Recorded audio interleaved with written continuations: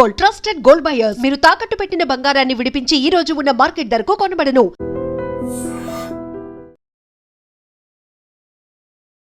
నమస్తే, welcome to I dream talking point with Kavitha.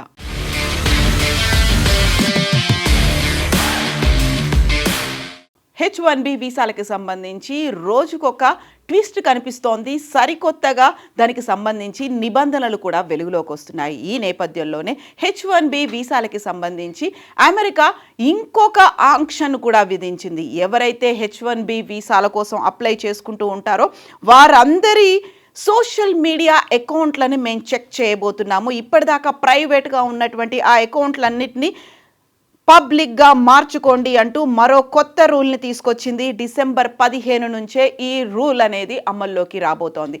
So H1B వీసాల కోసం apply చేసుకున్నటువంటి వారి డిజిటల్ ప్రింట్స్ ఏవైతే ఉన్నాయో, వారి మనస్తత్వం ఎలా ఉంది, వారి ఐడియాలజీ ఎలా ఉంది, at the same time America పట్ల వారు అనుసరించినటువంటి వైఖరి, గతంలో వారు ఎలాంటి ట్వీట్లు చేశారు, లేకుంటే సోషల్ మీడియా వేదికగా వారు ఎలాంటి పోస్టులు చేశారు, వీటన్నిటికీ సంబంధించి కీలకమైనటువంటి డిజిటల్ ఫుట్ ప్రింట్స్ మీద అమెరికా ఇప్పుడు తన దృష్టిని సారించబోతోంది. అందువల్లే ఇప్పటిదాకా ప్రైవేట్గా ఉంచుకున్నటువంటి కొన్ని అకౌంట్లను కూడా ఇప్పుడు అనివార్యమైనటువంటి పరిస్థితుల్లో పబ్లిక్ చేయక తప్పని పరిస్థితి ఏర్పడింది. గతంలో ఇలాగే అమెరికా యూనివర్సిటీలో అడ్మిషన్ తీసుకున్నటువంటి ఇద్దరు భారతీయ స్టూడెంట్స్ పాలస్తీనాకి అనుకూలంగా నినాదాలు చేశారు, పాలస్తీనా జెండా పట్టుకుని అక్కడ కనిపించారు అనే ఉద్దేశంతో వారిని రస్ట్రికేట్ చేసి తిరిగి భారతదేశానికి పంపించినటువంటి అమెరికా ఇప్పుడు ఉద్యోగస్తుల విషయంలో కూడా H1B వీసాల విషయంలో కూడా సరికొత్తగా ఈ నిర్ణయాన్ని తీసుకుంది. ఈ రూల్ని అయితే డిసెంబర్ 15 నుంచి అమలు చేయబోతోంది. గతంలో ఉన్నటువంటి $15,000 ఫీజుని $1,00,000 పెంచినటువంటి అమెరికా దానికి సంబంధించి అక్కడ కాంగ్రెస్లో ఒక వ్యతిరేకత వచ్చినప్పటికీ, డిఫరెన్స్ ఆఫ్ ఒపీనియన్స్ కూడా బయటకు వచ్చినప్పటికీ దాని మీద అయితే వెనకడుగు వేయకపోయినప్పటికీ ఇప్పుడు H1B వీసాలకు సంబంధించి ఈ సరికొత్త నిర్ణయంతో పాటుగా ఎవరైతే H1B వీసాల మీద ఫ్యామిలీస్ డిపెండెంట్స్గా వెళ్తారో వారికి ఇచ్చేటువంటి H4 వీసా మీద కూడా ఇది వర్తించబోతుందన్నట్టుగా అనౌన్స్ చేసింది. H1B వీసా సరికొత్తగా అప్లై చేసుకునే వాళ్ళు, ఆ తర్వాత H4 వీసాకి సంబంధించి దరఖాస్తుదారులు తమ సోషల్ మీడియా ఖాతాలని పబ్లిక్ సెట్టింగ్స్గా మార్చాల్సినటువంటి అవసరం ఉంది. సో అమెరికా స్టేట్ డిపార్ట్మెంట్ వీటన్నిటిని పరిశీలించబోతోంది.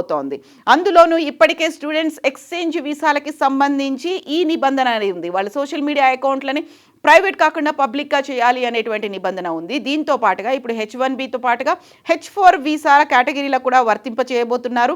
స్క్రీనింగ్ని ఈజీ చేయడం కోసమే H1B, H4, FMJ వీసా దరఖాస్తుదారులను తమ సోషల్ మీడియా అకౌంట్లని ప్రైవేట్ నుంచి పబ్లిక్గా మార్చుకోవాల్సిన అవసరం ఉంది అనేది ఈ రూల్ అయితే అనౌన్స్ చేసింది అమెరికా స్టేట్ డిపార్ట్మెంట్. ఈ దిశగా సరికొత్త నిర్ణయాన్ని తీసుకుంది. అమెరికా వీసా అనేది హక్కు కాదు, ప్రత్యేక అనుమతి మాత్రమే అనేది జాతీయ భద్రత కోసం అన్ని రకాల సమాచారాన్ని పరిశీలిస్తామని ఆ ఆదేశాల్లో వెల్లడించారు. అమెరికా తీసుకున్నటువంటి ఈ నిర్ణయం మీద ఇండియన్ ఐటీ ఎంప్లాయీస్లో అక్కడ పనిచేయాలనుకుంటున్నటువంటి ఇతర సెక్టార్స్, అందులోనూ డాక్టర్లలో ప్రభావం అనేది అయితే చూపించే అవకాశం కనిపిస్తోంది. దీంతో పాటుగా ఈ మధ్యనే వైట్ హౌస్ దగ్గర అమెరికా సైనికుల మీద దాడి చేసినటువంటి ఆఫ్ఘనిస్తాన్కి చెందినటువంటి వ్యక్తిని అరెస్ట్ చేసినటువంటి నేపథ్యంలో 19 దేశాల మీద రెడ్ సిగ్నల్, రెడ్ అలర్ట్ అనేది ఫ్లాగ్ చేశారు. అందులోనూ గతంలో రెడ్ ఫ్లాగ్, ఆరెంజ్ ఫ్లాగ్ అనేది, రెడ్ ఫ్లాగ్ అంటే ఇంకా అసలు వాళ్ళకి ఎట్టి పరిస్థితుల్లోనే ఇవ్వము, ఆరెంజ్ ఫ్లాగ్ అంటే పరిశీలించి ఒకవేళ ఏమైనా అభ్యంతరాలు ఉంటే వాటిని డ్రాప్ చేస్తారు, ఎలాంటి అభ్యంతరాలు లేవు, సేఫ్టీ సెక్యూరిటీగా అది ప్రమాదకరం కాదు అనుకుంటే వాళ్ళకి వీసాలు ఇచ్చేవాళ్ళు. బట్ ఇప్పుడు దాన్ని 19 దేశాలకి విస్తరించారు. అందులో పర్టికులర్గా పౌరులకు సంబంధించి గ్రీన్ కార్డ్, పౌరసత్వం, ఇతర ఇమ్మిగ్రేషన్ దరఖాస్తులని ట్రంప్ సర్కార్ నిలిపేసింది. ఆల్రెడీ ఉన్నటువంటి గ్రీన్ కార్డు హోల్డర్లకు సంబంధించి కూడా వారిని పిలిపిస్తోంది, వారికి సంబంధించి ఎంక్వైరీలు చేస్తోంది, ఇంటర్వ్యూలు చేస్తోంది. ఒకవేళ వాళ్ళు ఏదైనా ప్రాబ్లమేటిక్గా ఉన్నారు అనుకుంటే గ్రీన్ కార్డు రద్దు చేసి ఇమ్మీడియట్గా వాళ్ళ దేశాలకి పంపిస్తోంది. సో ఈ దేశాల జాబితాలో, 19 దేశాల జాబితాలో Afghanistan, Iran, Libya, Somalia, Sudan, Yemen అనేటువంటి ముస్లిం కంట్రీస్ కూడా ఉన్నాయి.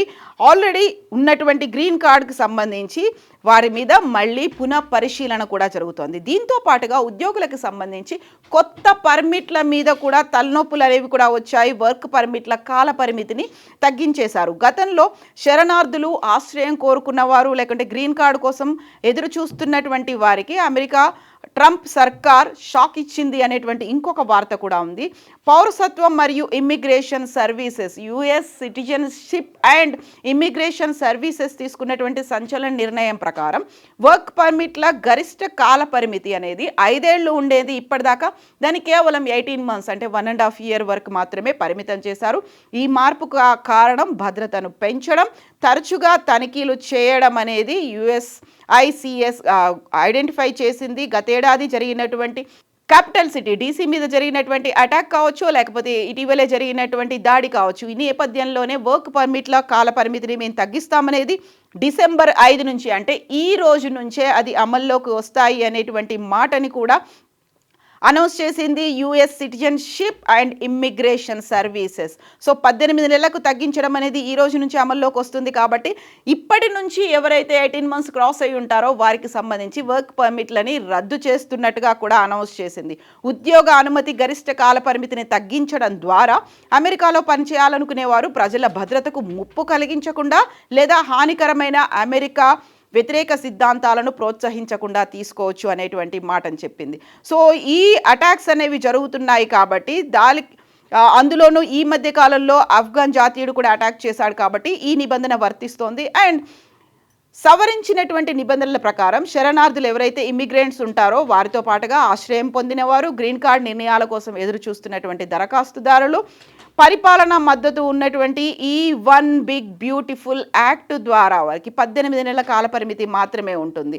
సో టెంపరరీ ప్రొటెక్టెడ్ స్టేటస్ హోల్డర్లు, పెండింగ్లో ఉన్నటువంటి TPS దరఖాస్తుదారులు, వీరందరికీ కూడా 1 సంవత్సరం లేకుంటే దానికంటే కూడా తక్కువ కాల పరిమితి అనేది ఉన్నట్టుగా ఐడెంటిఫై చేసింది. దీనికి సంబంధించి వర్క్ పర్మిట్లను రెన్యువల్ చేయమని దరఖాస్తుదారులను బలవంతం చేయడం వల్ల ఇప్పటికే రికార్డ్ బ్యాక్లాగ్లతో ఇబ్బంది పడుతున్నటువంటి వ్యవస్థలో ఇది మరింత బర్డెన్ అవుతుంది అనేటువంటి మాటని ఐడెంటిఫై చేసింది. ప్రభుత్వం దీనిని అవసరమైనటువంటి ప్రజా భద్రతా చర్యగా వాదిస్తున్నప్పటికీ ఆశ్రయం కోరుకునే వారిని దేశంలో ఉండకుండా బయటికి తరిమేయడం అనేటువంటి ప్రక్రియ అనేది వారిని నిరుత్సాహపరచడమే అనేటువంటి వాదనలు కూడా విపక్షాల నుంచి వినిపిస్తున్నటువంటి నేపథ్యం. సో వర్క్ పర్మిట్లని కాలపరిమితిని తగ్గించారు. At the same time social media అకౌంట్లకు సంబంధించి ఇప్పుడు ప్రైవేట్ కాకుండా దాన్ని పబ్లిక్గా ఉంచాల్సినటువంటి అవసరం ఉంది. సో మనం అమెరికా పట్ల ఎలాంటి వైఖరితో ఉన్నాము, మన దృక్పథం ఏంటి, మనం చేసినటువంటి గతంలో